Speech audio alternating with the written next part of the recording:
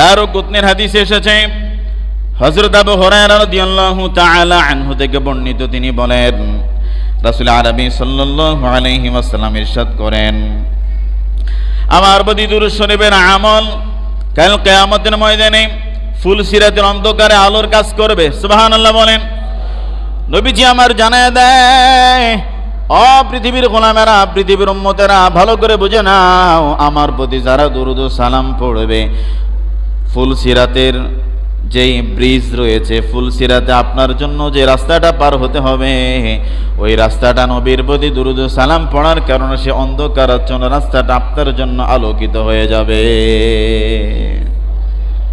তাহলে প্রিয় হাবিবের উপর দুরূদ ও সালাম যারা পড়বেন, ফুলসিরাত আল্লাহ তাআলা আলোকিত করে দিবেন। আল্লাহ তাআলা আমাদেরকে বেশি বেশি দুরূদ শরীফ পড়ার তৌফিক দান করেন, পড়ি আমিন। এবং যে ব্যক্তি জুমার দিনে আমার প্রতি ৮০ বার দুরূদ ও সালাম পড়বে, আল্লাহ রাব্বুল আলামিন তার আমলনামা থেকে ৮০ বছরের সগীরা গুনাহ মাফ করে দিবেন। জোরে বলেন এই নিজুর, আর একটু জোরে বলেন।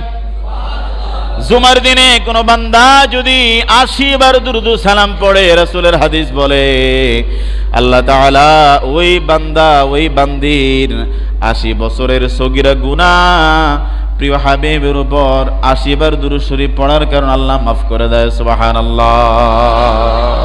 তাহলে দুরূদ শরীফের মতো এত ফজিলতপূর্ণ আমল পৃথিবীর জমিনে আর আছে?